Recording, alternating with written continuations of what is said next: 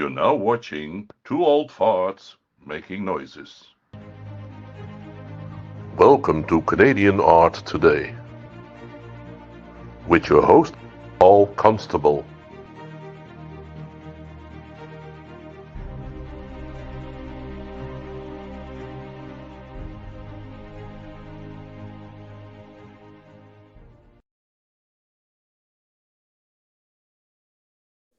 Hey, good morning. Good morning. It's got all that nice, warm, fuzzy opening. I just love. Yeah. I know, right? I want to go have pancakes and maple syrup after that opening every Well, time. you can't go wrong with that. It's I know, or watch a hockey game. So it's a tough actually choice. half the hockey games are down south anyway. That's true. Well, it's not that curling is not down south. Curling. Yeah. Yeah. So just so you know, that my favorite Olympic sport. I watch it religiously just because I just get a kick out of the guys with the brooms. So every time I see Yelling this, it makes me and think. yelling. What do they yell, Stephen? I have no idea. They just yell. I'm like, calm down. So I still don't really understand it other than you roll. It's like, shuffleboard, but on ice. That's how I look at it. Pretty much shuffleboard on ice. Yes, Yeah, it's very cool. got to get it to the center circle, and there's That's it. quite an art to it because Yep. the ice has got a pebble to it. When they make the ice, the guy walks by and they sprinkle water on it in droplets, and he walks Right. back and forth. So the whole surface has got a pebble to it. And So it glides. when you curl a rock, you can have an inward curl or an outward curl, and that rock will move across that ice. Okay. And so when you sweep it, it makes it go straight, and then actually you can polish the ice with your brooms, and Right. you can move that rock from one side of the ice to the other. So your skip at the other end is marking where he wants that rock to go, Right. and you're kind of guiding that rock to go in and around you, and try to get in front of the other team's rocks, right? So Interesting. that's what it is. And Yeah, I knew there's an art to it, and I always make fun of the sport, and I'm thinking that these guys they're phenomenal. So, but I know there's something to it. But it's difficult. It's not the easiest sport in the world to. And not only you're on ice, you're slipping around with. You got special grips on your shoes a little bit. You can have a push pad, but basically you're sliding around pretty good. But it's you can fall asleep if you have a nice warm cup of coffee or something to there you drink. go. You can. That's the best part of it. Anyway, the most exciting thing today is we were off last week, but this week we have an exciting artist. I know you've never heard of him. You don't even know the guy. So it'll be interesting to do it. And we're going to bring him in a moment. His name is Miles Constable. Yeah. So occasionally we have I don't family. know if you don't, do you know him at all or? Well, occasionally we have these family things where people actually do the same kind of thing: paint, they draw, they fix cars, whatever, right? And there's Miles. There's Miles, yeah. And welcome, Miles. Hello, thank you. You're welcome. I'm going to leave and let you and your cousin enjoy your artwork, and I'll see you at the end. Yeah. So have a great show, guys. Yeah, thanks a lot. Take care. Oh, Miles, congrats! I never got the big intro here for you, but basically.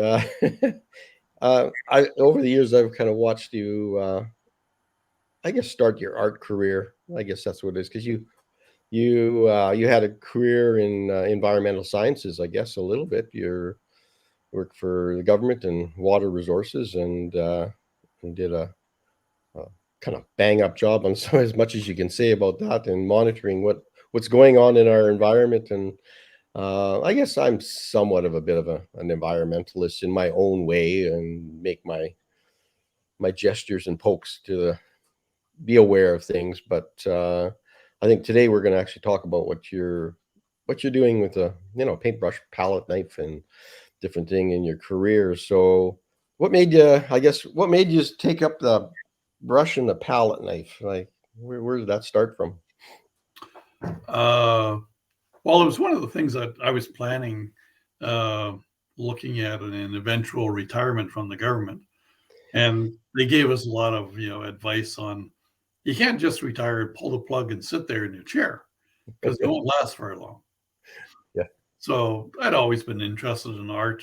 I think back when I was in elementary school, while all of us, we were basically surrounded by the Group of Seven. They had posters and pictures. And during the usual math class, I'd be looking at the artwork. instead of listening to the teacher. So I was surrounded by Group of Seven work ever since I was a kid, and I thought, wow, I took some art history classes through Extensions at the University of Alberta, and some drawing classes. And well, 2004, I decided, wow, why don't we try color instead of just drawing with pencils? So a couple of evening classes, and I took a weekend course in abstract painting, and that just floored me. It was like, you don't have to use a brush. You can bang the canvas on the floor if you want to move paint around. You can do whatever you want. Yeah. It's like, oh, Yeah. wow. So that's kind of, I guess that's kind of, I guess the old aha moment. Like, I'm sorry, there's a bug went by there. That aha moment, I guess, in discovery, I guess, it's kind of exciting. Does that kind of thing happen now at all when you're actually doing like the excitement of discovery that, I can do anything I want, I can do that. So now when you're actually working on some of your canvases or palettes, you get those moments still now? They say, oh, I discovered something, or there's something new. Oh, all the time, actually. Yeah. About 5 years ago, I was working on a series with another group of artists, and I wanted to have a photo transfer on a piece of copper, and I couldn't get the paper off. I'm rubbing the paper off to leave the photo on, but I'm taking everything off. So I thought, wow, heck, why don't we just try burning it off? Why not add fire? Yeah. What's the worst that could happen? So in burning off the paper, I discovered that the copper started changing color. It's a heat, oxidation process. And the hotter it got, it went from orange into deep purple. And I went, aha, that is really cool. Yeah. And I've been using that technique for the last, 5 years. Yeah. So you're still continuing to paint on copper and work on copper? Yeah. I finished one back in about April. It took about 7 months because I had to do a lot of thinking and research, and but it occupies your brain, and that's useful when you're 66. Well, let me get Stephen here to load our image up here. We'll get our. Okay. We'll show some of your work here now, and we'll figure out what's going on here. I can't, for some reason.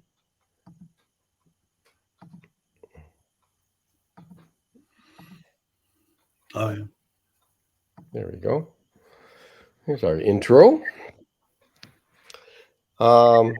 Yeah, there's your line. Painting. There are no rules. There are no. There are no rules, and I think in the very beginning, as kids drawing, painting, we learn that discovery of just discovery, right? They give you crayons, you use crayons. If something happens, you do something different as a kid, and you just do stuff. You don't really worry about it too much. I think education destroys some of that. The teacher says a banana's yellow. Draw that. That doesn't look like a tree. And kids get conformed into a way of thinking that's not them anymore. They're just a vehicle for the teacher. So that all the pictures that are on the wall in the hallway, all the trees look like broccoli, and they're called a tree. So we go through this, the discovery aspects, and we were talking about that. And your work it still has a landscape feel about it. Like, even in an abstract sense, is that something that comes from your past career, like your career in environment? No, I wouldn't say so. I actually, after doing some abstract work and courses, I started experimenting with how abstract could you get a canvas before it no longer looked like a landscape. Yeah. And if you have a horizontal canvas, it's wider than tall. it tends to look like a landscape. But the big thing is if you have a strong horizontal, like a line, your mind immediately goes to, oh, that's a horizon line. It's a landscape.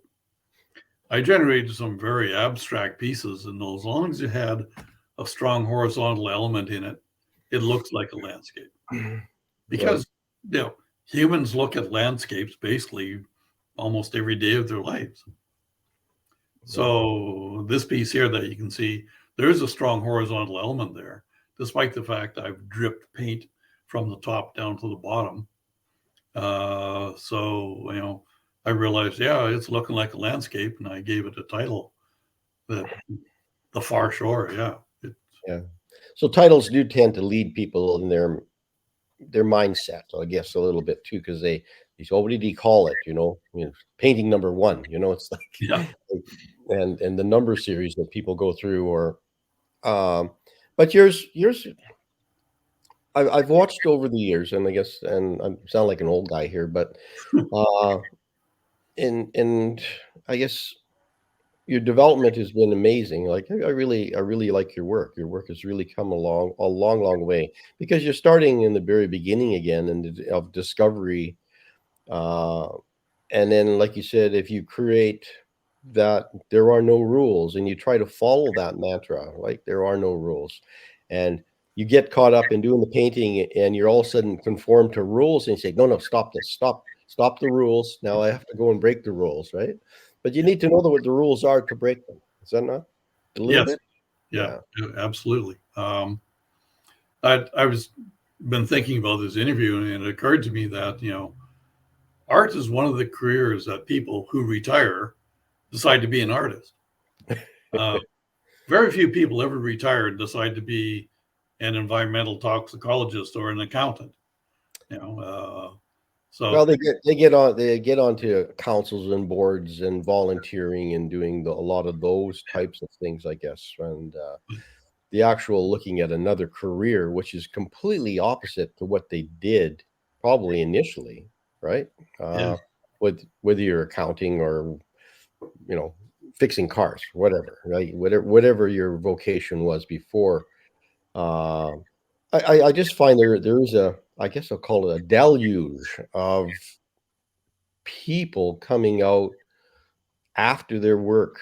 They've got a bit of a pension, so they have a little bit of a nest egg that they can fall back on, because art sales really are suspect at best. I mean, you work hard at it, you spend a lot of your money at full retail to buy materials, and but the problem is, you get to an age where, say you're 55 to 65, if you're lucky to retire at those ages. Those are not the ages that an art gallery wants an artist starting out at. No. So really encourage people to do and dabble while they're actively working in their vocation or their career. I mean, really, that's all I can really advise. And but were these all these images kind of pented up in you a little bit, like your post career, I guess, your post working career? Like your influences are environmental a little bit. I mean, not so much this piece here, but this one is titled Strife. I mean, it's an aggressive painting, right? It's got, there's a lot going on. I'm not asking you to describe what was going on when you produced this piece. If you've got a few magic words you can explain, that's fine too.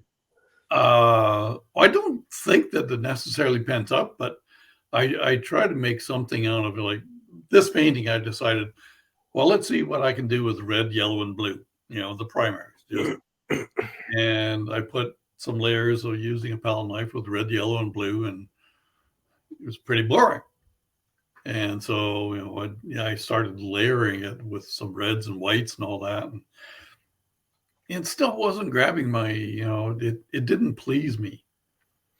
And suddenly I decided to just, circle everything else with black. And on a whim, I just stroked the black in so that you have these almost fang-like elements on the bottom.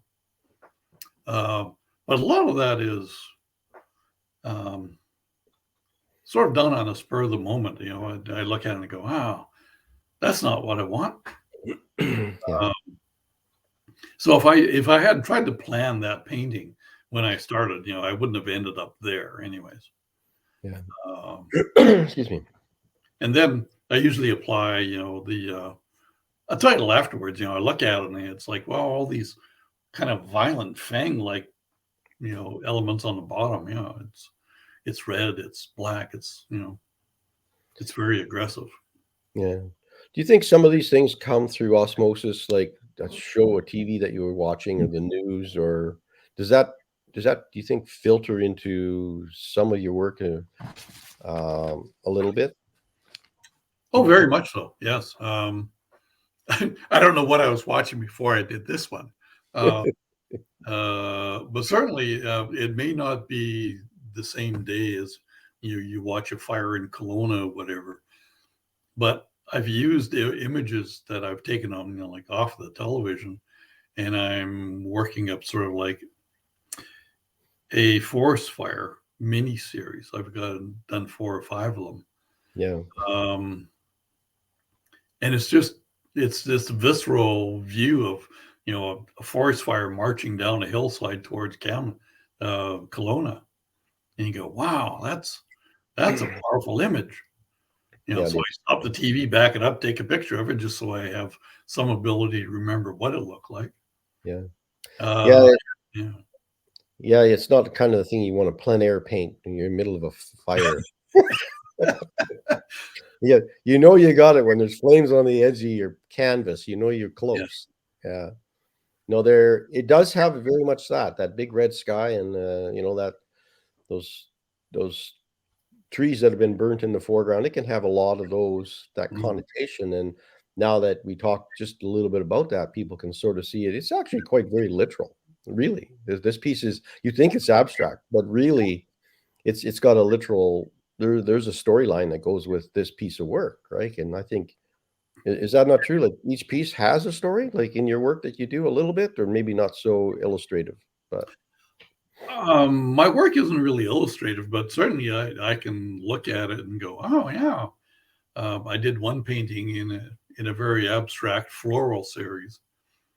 And after I was finished it had a lot of reds and yellows and purples and very shaded purple.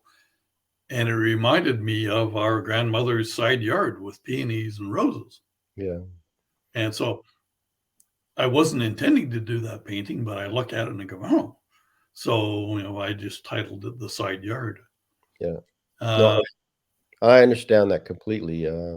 Your mind has, like, you kind of wonder why you're now wanting to paint a certain way or color or work. And your mind kind of makes that up for you. It decides whether you're bored or whether you're now thinking about, say, grandma's yard or the house and the smells and the things that went with that. That's the nice thing about our relationship as cousins. We've shared the same grandparents and parentages, and we kind of understand a little bit of those smells of grandma's house and the old machine shed in that hot backyard in Penticton. I mean, there you go. I mean, I've got some great memories, and I don't know whether my work personally personifies some of that, but probably in some way, if I'm ever thinking about being there at some point, it probably affects a little bit. But I can see it in your work a little bit, like you said, the side yard and something like that. Yeah. So this is one of your copper pieces. Well, it uses copper paint, but okay. I hadn't gotten to using actual metal copper at that time. Oh, okay. So this is actual just copper paint. Yeah. Oh, this one. Okay. So this is very structured. This abstract is very structured. More so than that freestyle one that you had with the red one we just seen. This one's hard edged and minimal palette. I mean, really your black, white, copper, right? So did this go through quite a series of these? Was there an era that this kind of went through? Like, did you do this style for X amount a year or two and then go on to something else? Or yeah, this was actually a style I did for probably 3 years. I intentionally limited the palette to 3 colors, black, white, and something else. In this case, it's copper, and it's all oil paint. And I was using a very structured approach with palette knives, largely. Usually, I like to have the edges of the paintings and like the objects go off the edge so that it doesn't look like you're constrained onto the canvas. But in this case, I was looking through a book by a Southwest American artist named Dan Naminga, and he had this black and white edged approach to some of his paintings. And I was impressed with it. And I thought, oh, maybe I could put some of that in. So despite the fact that I would prefer to have objects in the painting go off the edge, the black and white stuff along the top and the left side really defines that you have to stay on the canvas, at least on that side.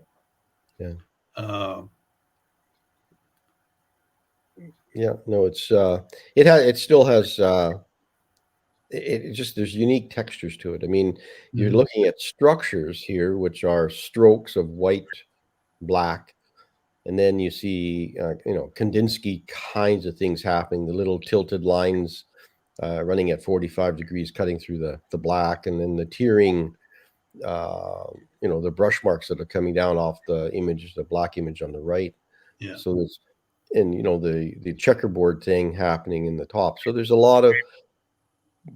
a story going on here of something, and I have no idea. I'm always looking for a story when it's like, what's in the picture, right? And people are saying, well, why is it just about color? Is it color sense? Is it about that strike of black against a warm tone, right? That leave this could be a face as well. So there's a lot of little things that people can see in a piece of work. It's abstract to one and maybe not so abstract to others, or it feels very Italian, or it has a feeling of different types of things. So I didn't mind it. I'm just showing. I just said I'd seen some other ones where you were more looser structured, and we'll just go on to another one. This one really has a lot of textural images happening and very striking horizontal lines and things happening. So typically when you see that round circle in the top half of a page off to one side, it could be whatever, it's celestial. It has that sun moon thing about it in those. So it's back to a landscape, like you said before. You got horizontal, you have horizontals. So can you tell us a little bit about this piece of work here? Well, in this case, I actually intended to do a landscape. The copper looking pieces were actually copper metal, and the piece across the middle is actually a piece of copper tape, which I discovered you can also heat color as well. I put it on the inside of a birch panel just because I like, I got away from the surface of it. I want to get a little bit more three-dimensional. You get that feel where it kind of notches down a little bit on the sides. Okay, that's what that's doing now. Okay, I didn't. Inside, I can see that. And I've used these, the cloud-like stuff. I used it's made by Liquitex. This is a non-paid announcement. Liquitex pouring medium.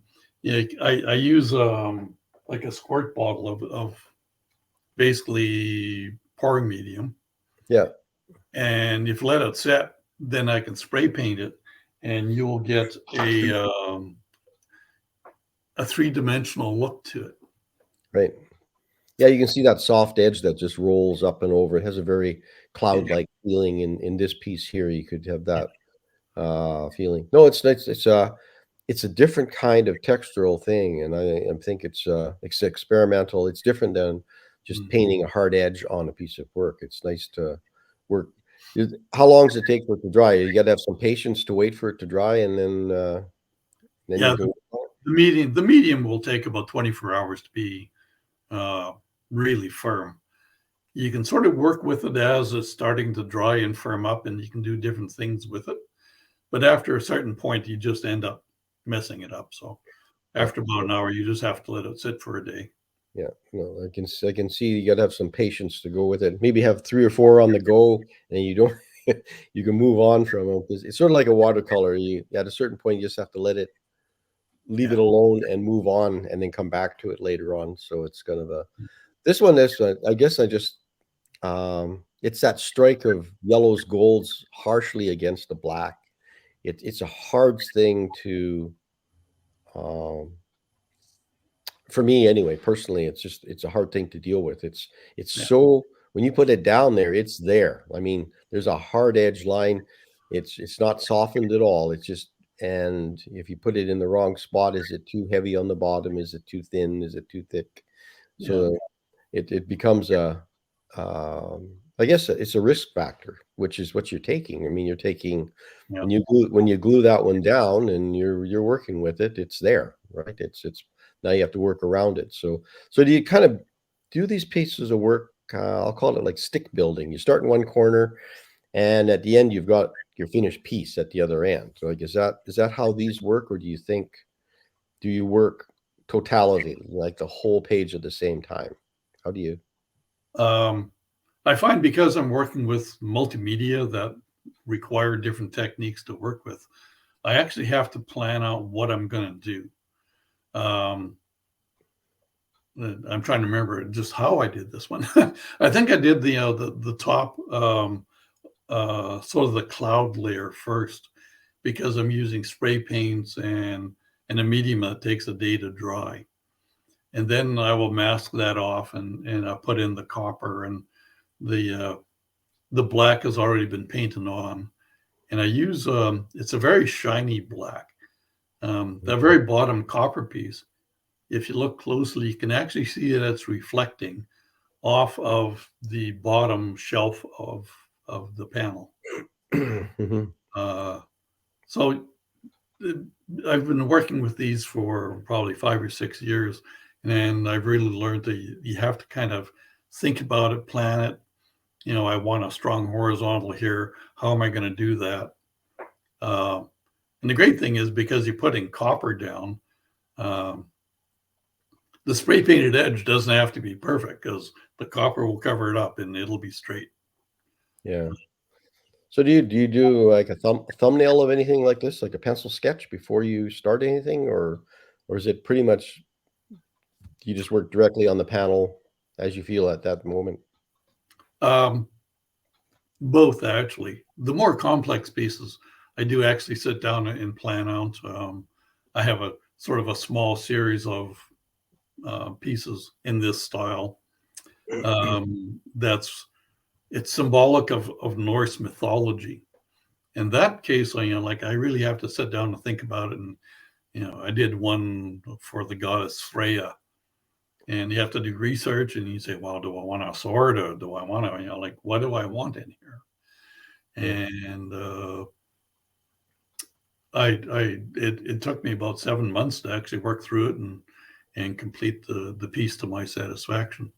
Yeah. And in some cases, I just go at it, especially the more abstract pieces. I find it's almost an oxymoron, planning abstract work. I know people like Kandinsky, did sort of sketches of what they wanted to do, but I don't do that. There's a bit of a I threw this one in because you gave me a number of images to choose from. So I like this one because it's still very landscape. Really very loose, poured looking drips, and you call it acid landscape. So it does have a feeling of acidity. That, but I liked it because it was different, and but what it is it, and I'm going back into the landscape aspects of things, and it's looking through vegetation to that stark background. I've seen where the light is dropping off in the late evening, and you can't. The detail drops away to nothing almost in the background, Yeah. and the foreground is lit by the trees or whatever happens to be as closest to you. But this one really pushes back. It's got a really good, strong feeling piece. But can you talk about this one just a bit? And we're going to move on to a couple of the other ones here and make sure you have enough time to see everything here. This was actually, it was done quite a number of years back. I was working on very thick canvases. They were 3 inches thick, 3 feet long, 1.5 feet wide. So on the wall, they have a real presence. They're a real chunky piece of work. And I was using a very strange mulberry paper at the time. That's what those long, stringy sheet-like objects are. I would saturate them with an acrylic medium and basically almost shred them with a plastic fork to get the mulberry strands out. And I loved working with that stuff. And yeah, after I used up my stock, I couldn't find it anymore. I'm sure if you can Google it somewhere, I'm sure it's available on some little dark shelf somewhere in some art store. But yeah, that it wasn't a whole lot more than that, other than moving from a dark background to a light foreground and these strong vertical presences on what is obviously a landscape. Yeah. It's difficult to deal with imagery that is bleeding top and bottom, that's very vertical and thinned out on a horizontal 2-to-1 relationship background, right? So it's typically your long strands would be running vertical with the panel, right? Tipped around the other way, long and thin, right? But this one really abstractly cuts up the page. But they're not all the same thicknesses. Like the negative space is working really nicely, and I like that shredded look. It's got a nice loose feel about it, but it has it's a dramatic piece, Miles. It's really good. So here we go. Yeah. The main part of this painting was totally accidental. I had no control over it. You're not taking any. It's not my fault. I didn't do it. It wasn't me. Somebody else had to do this one. Yeah. This is it's a 3 feet by 18 inches. It's a bit thinner. Now I'm using the same Liquitex medium, but I'm pouring it on, and there's a lot of transparent colors that I'm using with it. And I originally decided just to do 2 trees side by side, with this kind of a amorphous bottom to it.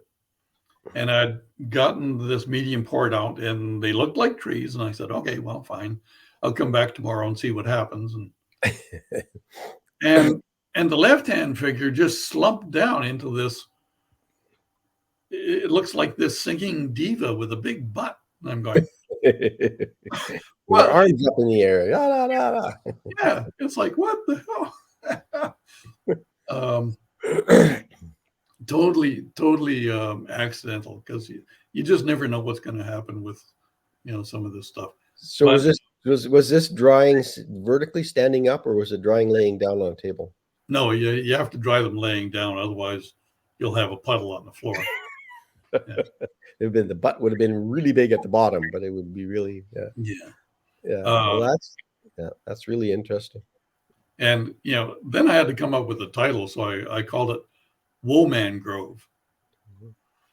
So, it's better than YMCA, right? Yes. Yeah. Apparently it was successful. I sold it, so it was. Yeah, sold it is good. I like sold it. Yeah. No, it does have that.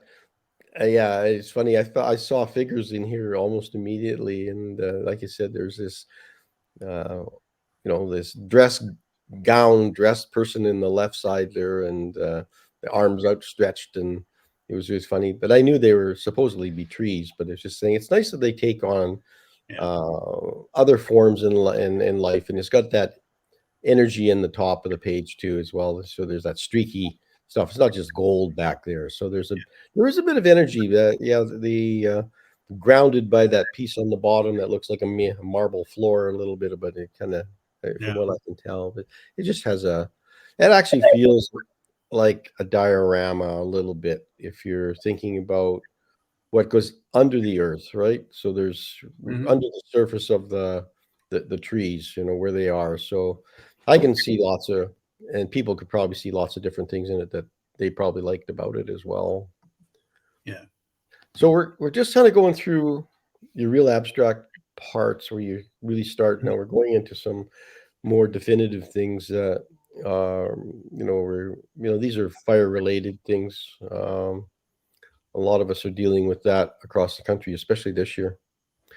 So I just wanted to make sure that I show this one here a little bit, that people can relate to what's happening a little bit, the way people are responding to this. I see more and more work this last 4 or 5 months.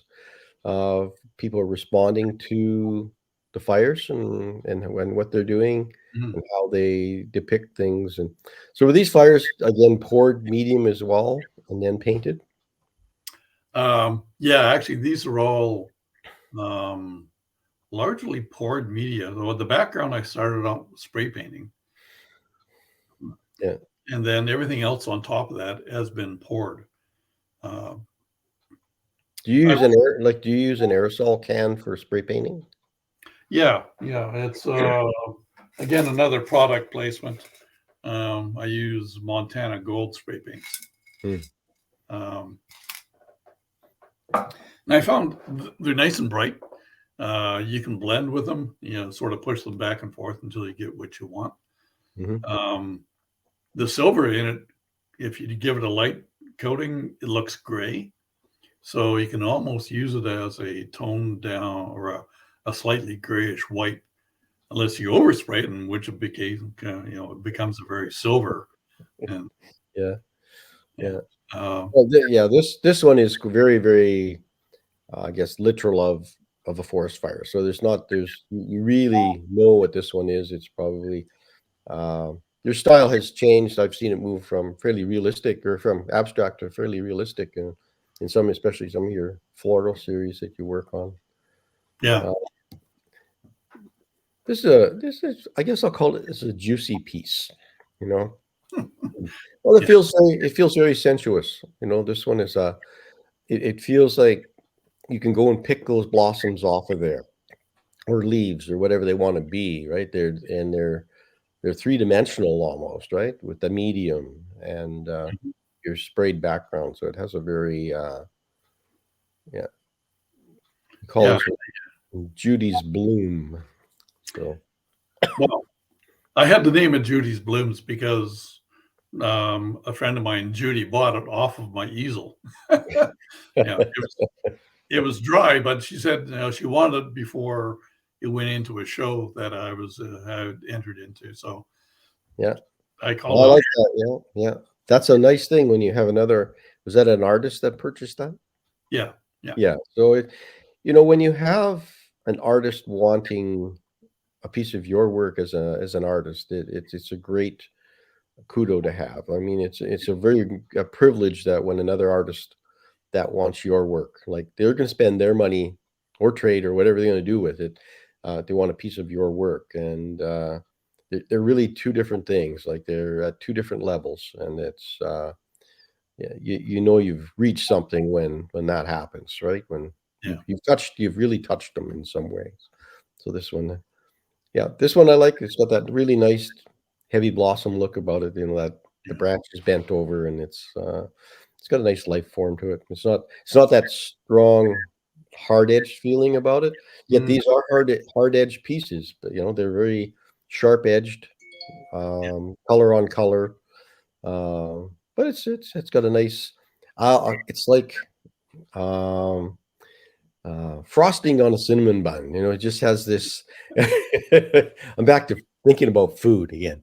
But but it has that the white icing. You know how the white icing will sit on top of on, on dainties, I guess, as to what we'll call it. But they have a very juicy feel about it. It's so these, but this comes about from previous experimentation, correct? Am I Oh like yeah. people have done things previously, so these can they can fairly spontaneous when you actually do it. So, what was your reference for this kind of work? Like, what were your reference? Was there something in your mind, or just It just came out of my mind. I did a show at the art studio gallery that I'm with, VASA. So I had to generate about 34 paintings for it. And the title was Floral Riffs. So there were all these imaginary flowers. And I found that if I tried to reproduce, a petunia or something, I did a horrible job of it. But if I just used my imagination and came up with, flowers, most of the times they're pretty successful. yeah, So I would work with a suede background, and I would think, okay, well, I'm going to use purple and I'll blend it into the yellow. And then you discover, well, the purples and yellows, when they overlap, you get this subtle green shading coming out. yeah, And then you have to use something, contrasting and complementary over top. So there's that sort of a thought process. But the flowers, it's like, okay, I've got yellow, I got orange, I got some white, and don't overdo it. nothing like a deadline, isn't there? When you got 20 or 30 pieces to do, and you got to have a show. There's some people. Do you mind deadlines? Does that push you to get going to do things? Is that needed in what you do a little bit once in a while? Well, concerning in the last year, I did one painting in 7 months. Then, yeah, a deadline is useful. In this case, I'd go into the studio and say, okay, I have 3 to complete today. I've got sprayed backgrounds. I'll set up, my mom's old card table and whatnot, so I have more, horizontal surfaces and get at it. So, Yeah, yeah. yeah. I think once in a while a deadline's good. It's just I went through one of those till 9 or 10 o'clock at night in the studio trying to finish up something for a show that I was in, and it's just like, do I want to do this again? I don't. I got too many things on the go to want to do that too often. But you're right. I haven't painted religiously for a while. It sounds like it's like a confessional story here.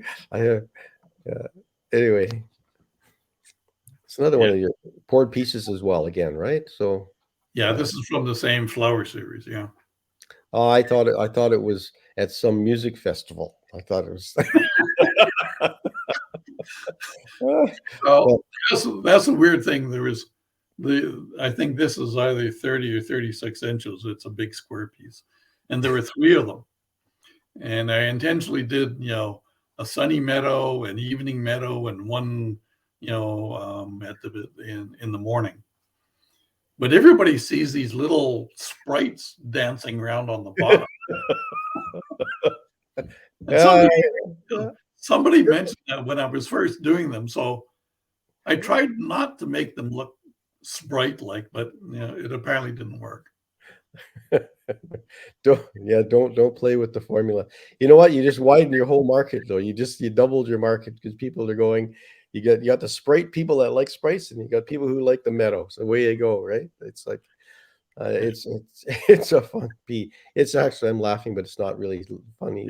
It's a fun piece, and I really I understand that the grasses and the feeling and that, and but it's again, it's a lot of these things are in your mind and they just come out. And then, like you said, if you leave the pigment and you come back and it's done something on its own, and you have to accept what it's done or Yeah. scratch it, dig it, do whatever you need to do to move it on. But yeah, oh, it's fun.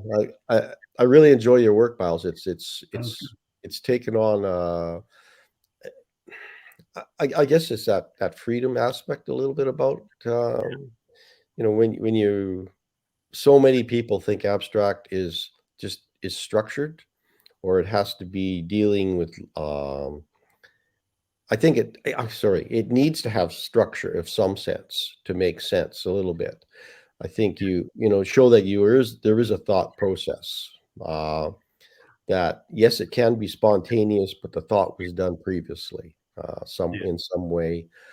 And to watch a body of work over 15, 20 years, it's a nice opportunity to see that it's possible. You move and change as you go through your art career. um, yeah, and I found a lot of times you end up circling around and going back where you started. It's funny how that happens. It's just, Yeah. and you do it and you go back and you revisit, not knowingly revisit, and do it in a new way. But and I've seen so many mature artists that are back looking at earlier works and saying, man, I had it and I didn't know I had it, right?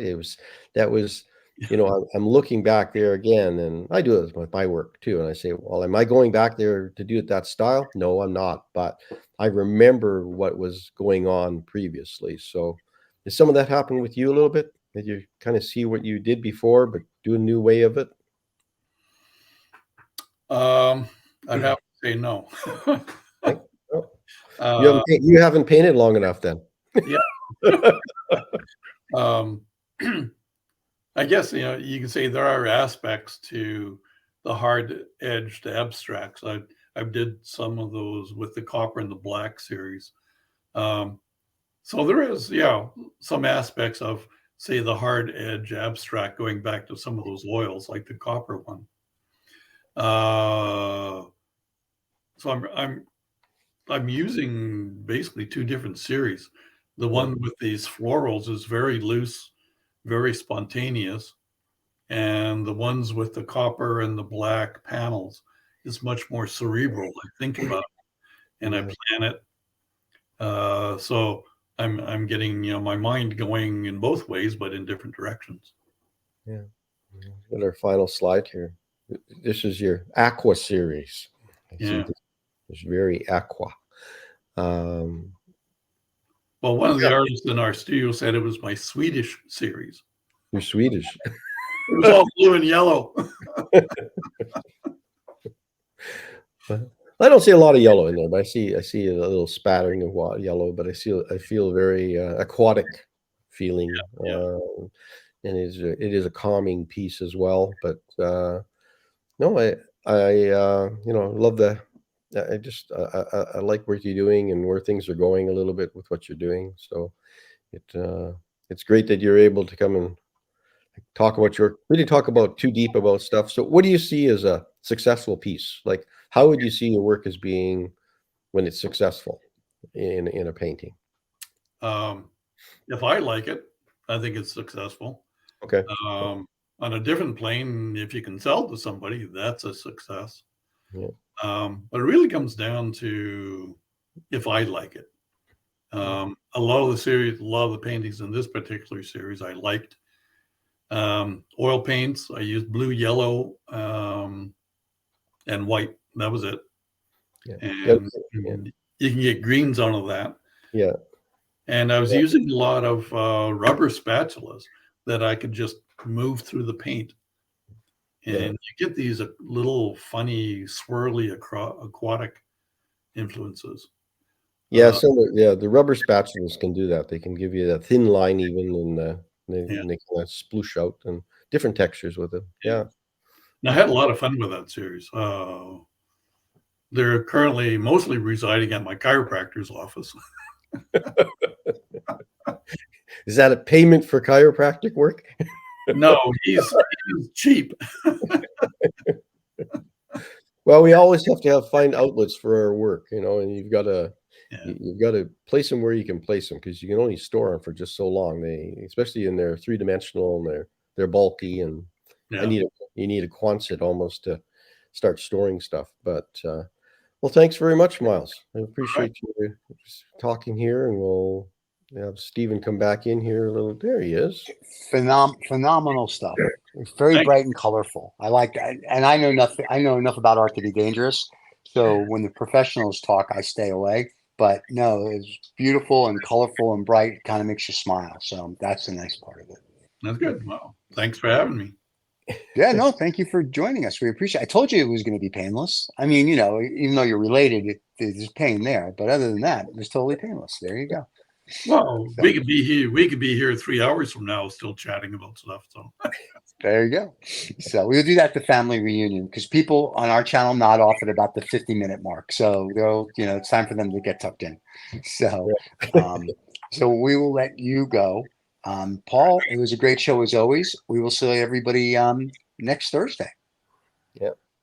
Sounds great. All right, guys. Thanks so much. Thank you, everybody. Don't forget to subscribe and like below. Cheers. bye bye.